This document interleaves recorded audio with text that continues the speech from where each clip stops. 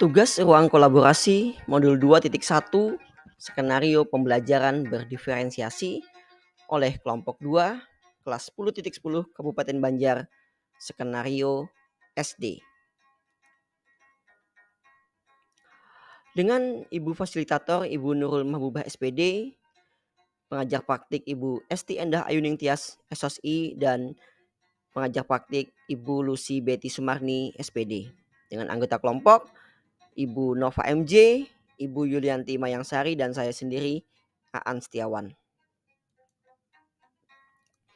Pembelajaran diferensiasi adalah serangkaian keputusan masuk akal atau common sense yang dibuat oleh guru yang berorientasi kepada kebutuhan murid dalam Tomlinson 2000. Ciri-ciri pembelajaran berdiferensiasi: 1. Tujuan pembelajaran yang jelas. 2. Guru mengetahui kebutuhan murid. 3. Lingkungan nyaman yang mengundang murid belajar dengan bahagia. Dan 4. Manajemen kelas yang efektif dan penilaian berkelanjutan. Aspek kebutuhan murid yang perlu dipertimbangkan adalah 1. Kesiapan belajar atau readiness. 2. Minat belajar atau interest. Dan 3. Profil belajar atau learning profile.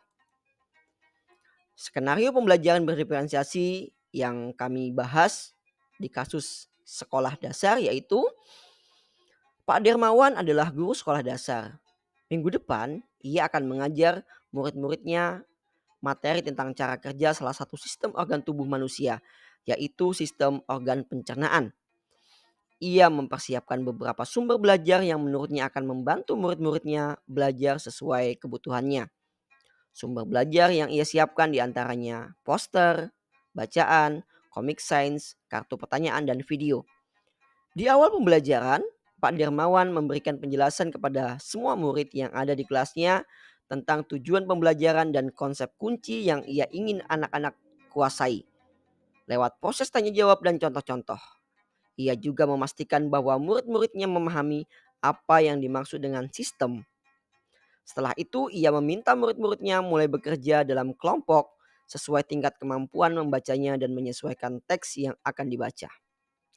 Dalam 1 minggu tersebut, setiap kelompok akan mendapat target untuk menyelesaikan kegiatan yang telah disiapkan oleh Pak Dermawan.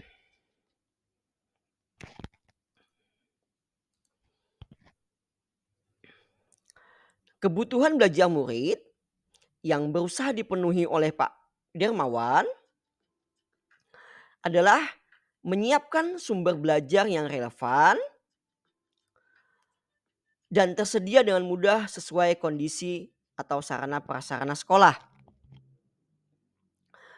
Kemudian mengelompokkan murid sesuai dengan tingkat kemampuan membaca, kemudian menyesuaikan tingkat bantuan yang diberikan pada murid, dan membuat penilaian berjenjang. Kemudian kebutuhan murid yang sedang dipenuhi, yang pertama adalah kesiapan belajar. Pak Dermawan menyiapkan berbagai sumber bacaan seperti poster, komik sains, buku atau artikel, dan video. Kemudian Pak Dermawan juga memberikan penjelasan tentang tujuan pembelajaran dan konsep kunci melalui tanya jawab dan contoh-contoh. Dan Pak Dermawan mengelompokkan murid berdasarkan tingkat kemampuan membaca yaitu kurang, sedang, dan tinggi. Kemudian kebutuhan murid yang kedua yang berusaha dipenuhi adalah minat murid. Pak Dermawan memberikan kebebasan pada setiap kelompok untuk memilih kegiatan yang lebih dahulu dilakukan. Kemudian yang ketiga adalah profil belajar. Pak Dermawan mengupayakan gaya belajar sesuai dengan tingkat kemampuan membaca melalui kesesuaian teks yang dibaca setiap kelompok. Kemudian Pak Dermawan juga menggunakan strategi pembelajaran yang mengakomodir gaya belajar visual, kinestetik, dan auditif peserta didik. Kemudian bagaimana cara Pak Dermawan menentukan kebutuhan murid belajar muridnya? Yang pertama, Pak Dermawan menanyakan sumber belajar yang dimiliki murid terkait topik sistem organ pencernaan. Kemudian Pak Dermawan mempersiapkan berbagai sumber belajar yang akan membantu murid-murid belajar sesuai kebutuhannya. Pak Dermawan juga menganalisa tingkat kemampuan membaca murid. Pak Dermawan memberikan dukungan berupa variasi konten materi tentang organ pencernaan. Pak Dermawan mempersiapkan daftar kegiatan lengkap dengan instruksinya. Pak Dermawan juga menerapkan teknik pembelajaran scaffolding, yaitu suatu teknik pembelajaran di mana murid diberikan sejumlah bantuan, kemudian perlahan-lahan diadakan pengurangan terhadap bantuan tersebut, sehingga pada akhirnya murid dapat menunjukkan kemandirian yang lebih besar dalam proses pembelajaran. Bagaimana strategi pembelajaran Pak Dermawan dalam diferensiasi yang digunakan Pak? Digunakan. Yang pertama adalah konten, variasi bahan belajar, kemudian proses variasi atau variasi proses pembelajaran, dan produk, yaitu variasi hasil kerja murid berupa narasi.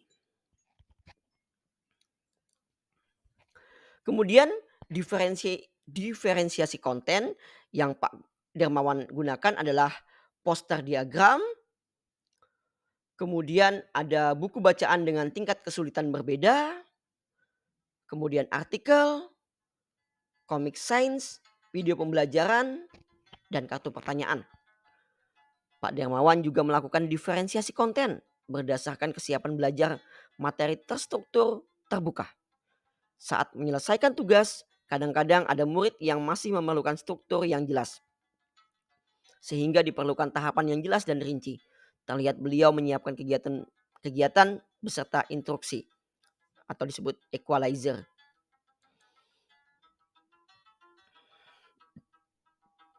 Dalam diferensiasi proses, Pak Dermawan membaca buku artikel, komik, dan sebagainya, menyesuaikan teks berdasarkan kemampuan membaca.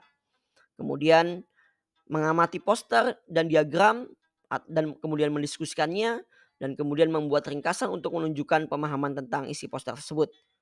Kemudian menjawab kartu-kartu pertanyaan, membuat sebuah cerita kreatif dari perspektif seseorang atau perspektif seorang makanan yang menarasikan alur pencernaan. Kemudian mewawancari petugas UKS dan menunjukkan video pembelajaran kepada beberapa anak yang masih kesulitan. Nah, yang ketiga adalah diferensiasi produk. Pak Dermawan membuat penilaian berjenjang atau tier assessment, yaitu mengelompokkan murid berdasarkan kemampuan membaca, yakni keterampilan membaca dibagi menjadi 3, yaitu kurang, sedang, dan tinggi. Yang kurang, Pak Dermawan memberikan produk tugasnya adalah menjelaskan alur sederhana melalui diagram alur dengan kosakata sederhana. Kemudian yang sedang, membuat sebuah cerita narasi tentang alur pencernaan dengan kosakata lebih bervariasi. Dan bagi peserta didik yang tinggi, membuat sebuah cerita kreatif dari perspektif seorang makanan yang menarasikan alur pencernaan dengan kosakata yang lebih sulit. Kemudian bagaimana Pak Dermawan melakukan penilaian, yaitu menggunakan 2 teknik penilaian, yaitu asesmen formatif dan asesmen sumatif. Asesmen formatif terlihat pada asesmen for learning, yaitu Pak Dermawan melalui proses tanya jawab dan contoh-contoh untuk memastikan pemahaman dasar murid tentang sistem. Kemudian asesmen as learning, yaitu observasi pemahaman murid dengan mengajukan pertanyaan, kemudian pertanyaan lanjutan. Membuat catatan penilaian selama proses pembelajaran, dan memberikan pertanyaan melalui kartu-kartu untuk mengkonstruksi pemahaman murid. Kemudian bagian asesmen sumatif, Pak Dermawan menggunakan penilaian berjenjang atau tier assessment, yaitu membuat penilaian berjenjang berdasarkan tingkat kemampuan membaca murid. Kemudian rubrik penilaian berjenjang dalam keterampilan membaca, yang kurang adalah penjelasan singkat dengan menggunakan kosakata sederhana, yang sedang penggunaan kosakata yang lebih bervariasi, dan yang tinggi penggunaan perspektif seorang makanan dengan penggunaan kosakata yang lebih sulit. Nah, kesimpulannya adalah dalam studi kasus ini adalah pembelajaran berdiferensiasi merupakan usaha terbaik guru untuk menyesuaikan proses pembelajaran di kelas dalam memenuhi kebutuhan murid dan berfokus pada kesiapan belajar, minat belajar murid, dan profil belajar murid. Dalam kasus ini, Pak Dermawan telah melakukan perencanaan, proses, dan penilaian berdiferensiasi untuk para muridnya walau dengan keterbatasan sarana prasarana. Kemudian semoga Pak Dermawan dan kita bisa membuat pembiasaan refleksi di akhir pembelajaran sebagai upaya penguatan pemahaman. Terima kasih dari kelompok 2. Sebuah pantun, membawa sajadah pergi ke masjid, tak lupa sedekah untuk berbagi. Bagaimana menjawab kebutuhan murid? Ayo gunakan pembelajaran diferensiasi. Terima kasih.